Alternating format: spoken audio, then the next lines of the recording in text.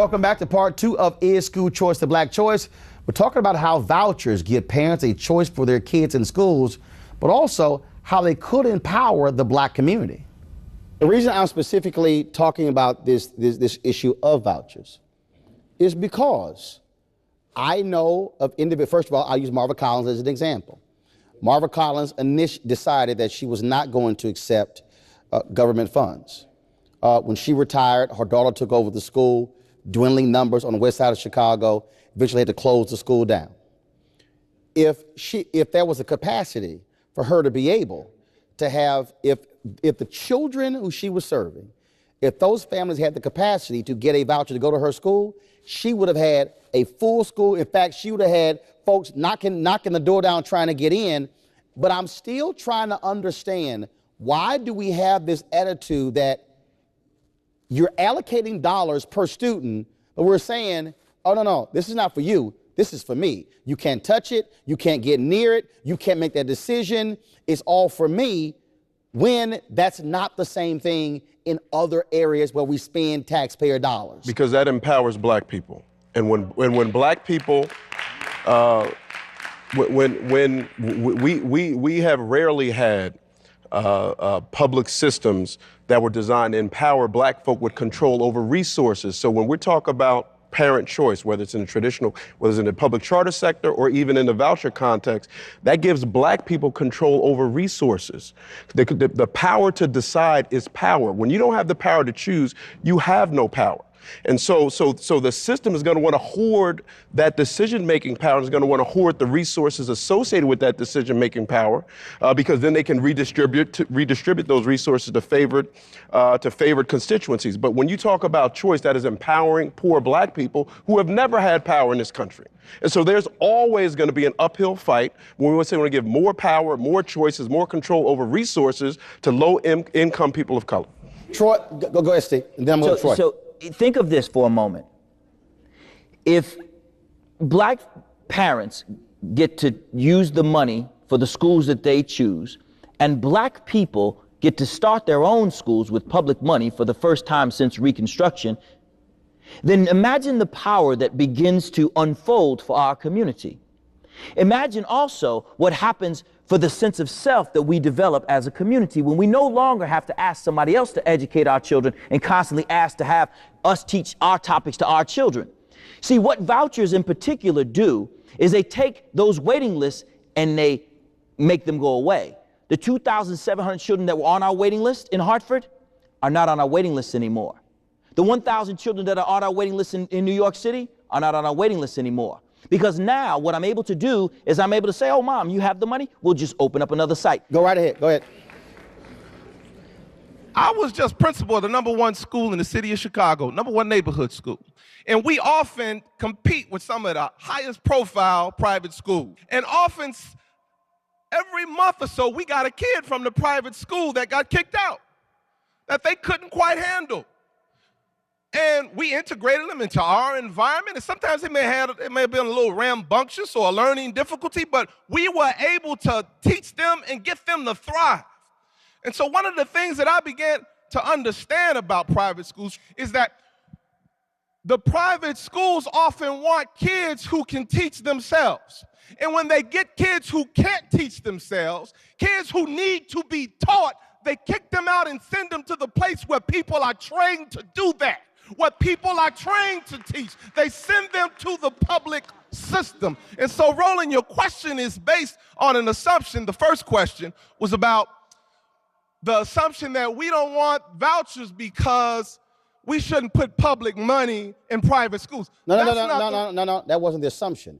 That is the reason critics have. That's the reason some do it. No. That's the reason a number of people have given as to why they don't support it. I acknowledge that. That's the reason. Your question is based on the idea that that's the only reason. There are other reasons. One of the main reasons is that it's just not good public policy. If your goal is to give the critical mass of children the highest quality of education possible, and when I say highest quality, we have to think scientifically. It means where in a given year, they learn more over the course of a given year than they would in another option. So if I get a kid that's 2 years ahead, and at the end of the year he's still 2 years ahead, I didn't teach him anything. But he's 2 years ahead and I look good.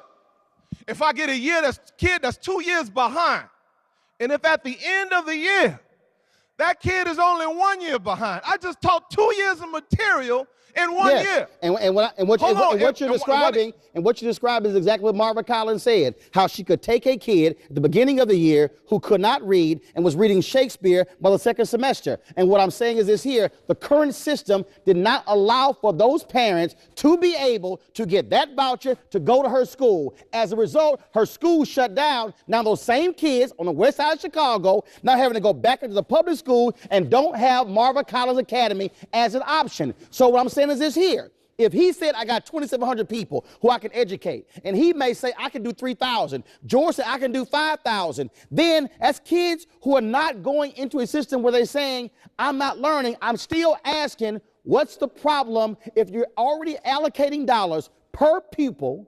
Why can't you say to the parent, if you don't believe that we are doing the job, here you go, you can find another option.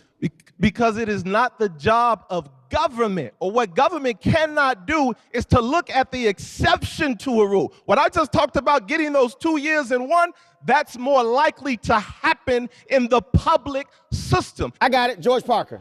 I want to offer an answer to your question that has nothing to do with data. Go ahead. When you say, why is it that the vouchers are bad? If we look at everybody on this stage, right? Some kind of way, we began to fight battles based on lack of trust.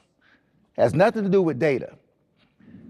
If the people who support charter schools, right, looked at traditional public schools and cured a fear that all public traditional educational advocates have, and that is, we are not trying to shut down traditional public schools. If all of the traditional public school advocates look at charter school folks and say, we're not trying to keep you out, we just want everything to be good.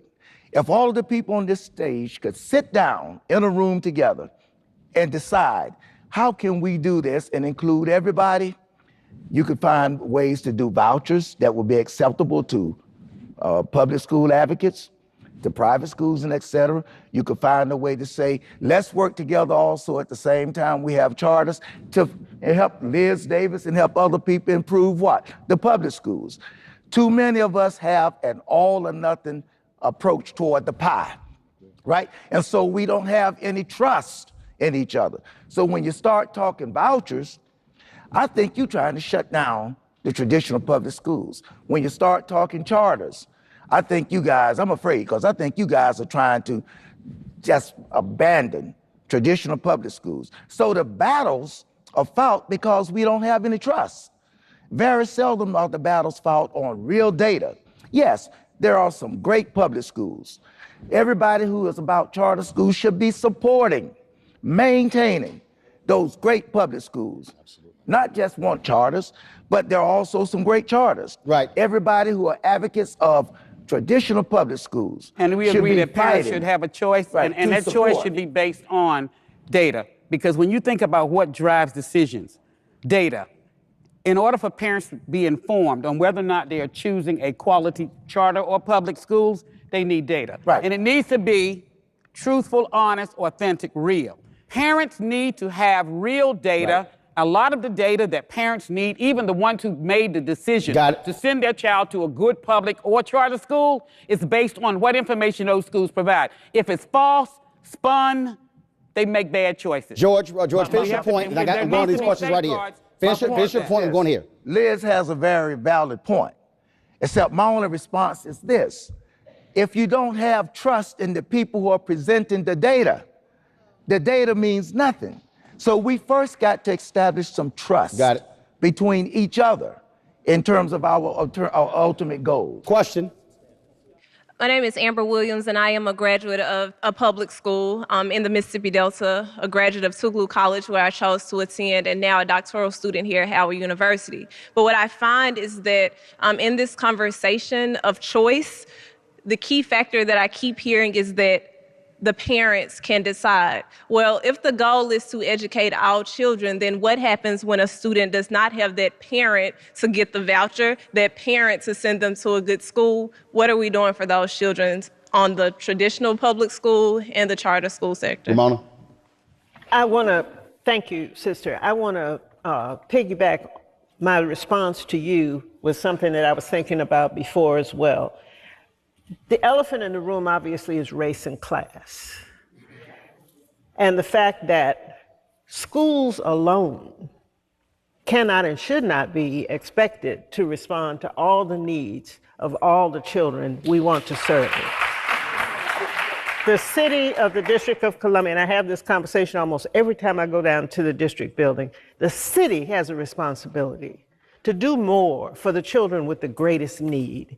In DC, we have a large number of children in foster care and homeless children. Many of them are in charter schools as well as in the traditional schools, and they're only there if Child and Family Services are on their job, or they have extended families who step in and help them.